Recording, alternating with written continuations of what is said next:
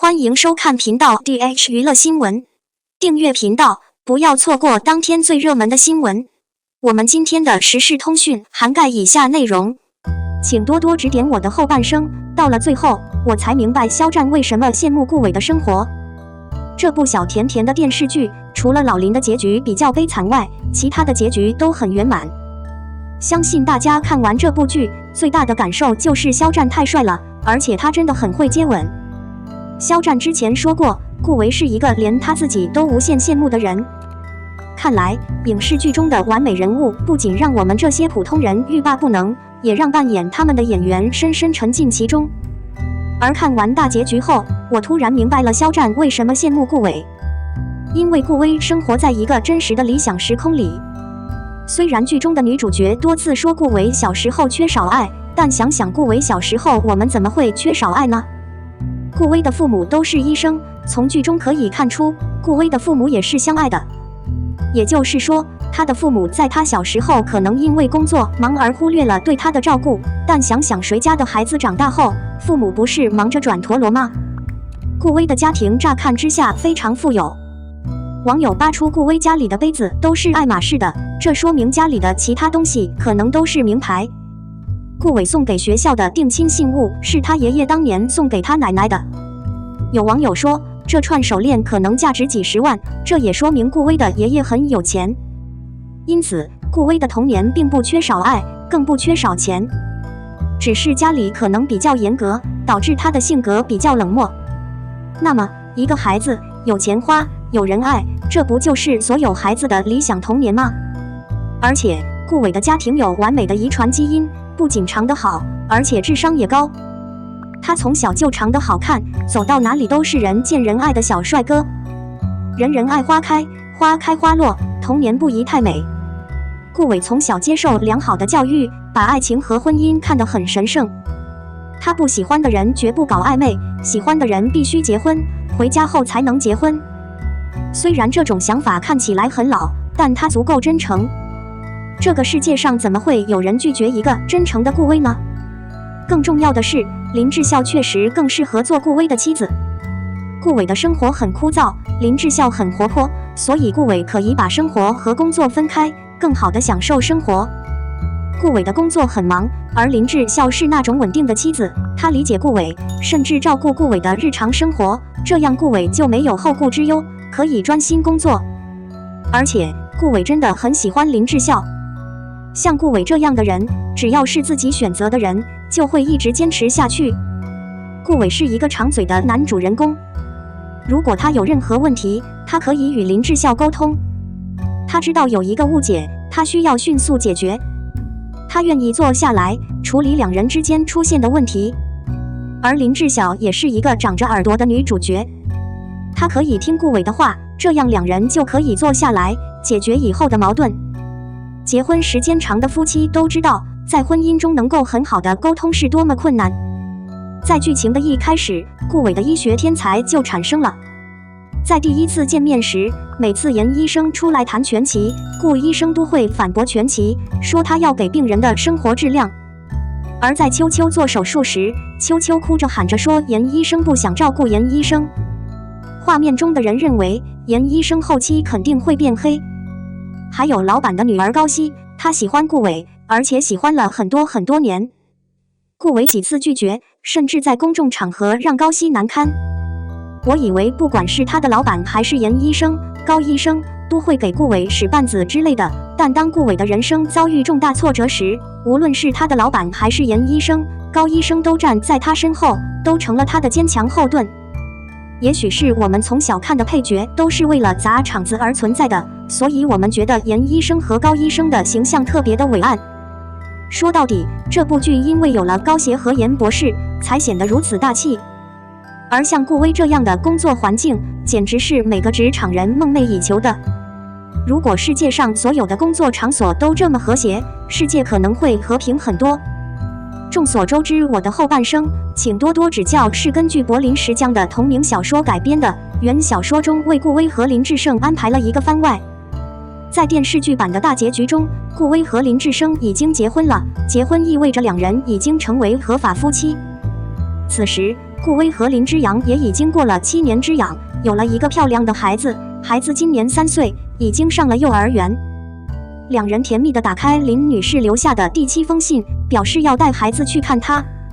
顾伟对工作越来越认真，林志胜也举办了自己的朗诵会，夫妻俩其他方面都很成功，此生无憾了。在一片绿油油的草地上，顾伟和林志胜一起陪着孩子。到了回家的时候，顾伟抱起孩子，林志胜走在他身边。一家人的照片被定格在一个非常幸福和美丽的地方。看完大结局余生，请多多指教的结局并不坏，观众们都被顾伟一家留在夕阳下的幸福背影所感动。愿顾伟和林志孝幸福一生，也愿每一个普通人，你和我都能健康、快乐、安全地度过余生。02杨紫青云志埋头苦干，韩版钗头凤先行，7月杀青，朴炯植主演，由杨紫主演，林允儿执导。根据小说《钗头凤》改编的电影《钗头凤》已经宣告被埋没。原本只是时间问题，但吴秀波签名事件使该剧无法与观众见面，出现了重拍、换脸或埋没的3种结局。而吴秀波则表示：“我不知道该怎么做，我只知道我是一个很好的演员。毕竟，以林玉芬导演的业务能力，以杨紫的号召力，以钗头凤原著的口碑，开青花瓷总是有理由的。可惜的是，无论有多少理由，与青簪的无望命运相比，都显得苍白无力。另一方面，青纱帐还在苦苦思索如何自救。但韩国版的钦差已经走在了时代的前列，将率先与观众见面。改编自小说《钗头凤》的韩剧《青春的月亮》，就在宣布埋葬《绿茵宝典》之后，韩国也宣布将翻拍《宝钗记》。小说《钗头凤》的版权被韩国 TVN 购买。这一消息得到了原小说《钗头凤》作者本人的确认。《钗头凤》确实被授权给了韩国，制作方将把它改编成韩国版，演员阵容还没有确定。此后，经过一番选角，韩版《钗头凤》的男女主角已经正式确定，将由朴星植和全素妮出演。不看韩剧的人可能对这2位韩国演员感到陌生，但看过《继承者们厉害了》、《我的国》和《男朋友》等热门韩剧的人对这2位演员不会感到陌生。朴亨植的《帝国之子》则 A 组成功出道，但在成为演员的道路上进展顺利。虽然9次旅行使他成为观众熟悉的面孔，但继承人的到来使人们想起了他的英俊面孔。而女强人都奉顺作为朴炯植的男主角代表作，以新颖搞笑的剧情引爆全场。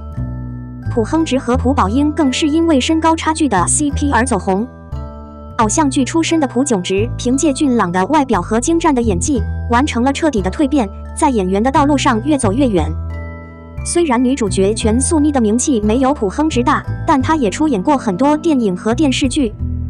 虽然大多以配角出现，但都是与宋慧乔、李宝英、李善均等人气演员合作。虽然演技有目共睹，但唯一缺少的是她自己的女主角杰作。青春乐坛的到来，开启了她电视剧中女主角的人生。另外，正如原作者所说，钟楼虽然被授权在韩国播出，但在剧情上进行了改编，演变成了韩国版。在早先的剧情拷贝中，韩版《钗头凤》的大致情节如下：该剧讲述了一个突然被指责为家族谋杀案的天才推理少女和一个被神秘诅咒的王子在生命陷入绝境的时刻相遇，一眼就认出对方是自己唯一的救命恩人。虽然为了符合韩国的国情，韩版钟楼增加了一些新的元素，但大方向还是与原小说一致，保证了尊重原作的可能性。然而，剧方这样想，网友却不这样做。尤其是诛仙风波爆发后，韩版蓝瘦香菇的阻力越来越大，剧方最终不得不妥协。诛仙风波，网友抵制韩版钟馗捉妖记而非原剧本。就像国内制作历史剧会虚构一样，韩国在制作历史剧时也采取了同样的套路。但是，不尊重甚至歪曲历史的行为将被抵制。这一点，无论是中国还是韩国，在影视剧改编要尊重和还原历史这一点上，已经达成了空前的共识。在中国，《雷霆战机》《如懿传之宫心计》《延禧宫的故事》等剧都因此被叫停。韩国也出现了驱魔人风暴，由张东润、李玉璧、甘宇成、朴成勋、金东俊等人主演的朝鲜的驱魔人于3月22日在 SBS 播出。然而，该剧刚播出1集，就被观众指出有严重歪曲历史的现象。剧中出现了属于中国的月饼和皮蛋等食物，引起了民众的不满。在一些报道和抵制声中 ，SBS 紧急停止了《驱魔人》的播出。主创人员甚至在社交网站上进行了道歉。男主张东云说，他没有完全认识到这部作品的问题，感到非常遗憾。没有任何借口，就是承认自己的无知和轻松。而女主角李宇飞也承认自己认识到了错误，为没有深入了解历史而感到抱歉。今后我将努力成为一个具有更广阔视野的演员。不幸的是，主创人员的真诚道歉不能平息人们的怨气。驱魔人被紧急下架，但连编剧的过去也被卷入其中。原来，这位编剧是观众的老熟人，他就是《切肤皇后》的编剧朴智玉。中国网民对《哲人皇后》这部剧并不陌生，因为它改编自国内热播剧《太子妃升职记》，由盛一伦和张天爱主演。然而，与《太子妃升职记》的另类历史不同，《哲人皇后》的改编中使用了历史人物。为此，该剧长期以来引起了歪曲历史的争议，编剧朴继宇也为平息众怒而道歉。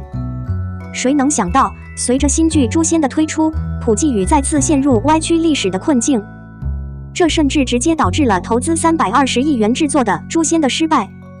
而有了驱魔师的前车之鉴，韩剧在制作有历史参考的电视剧时则倍加小心。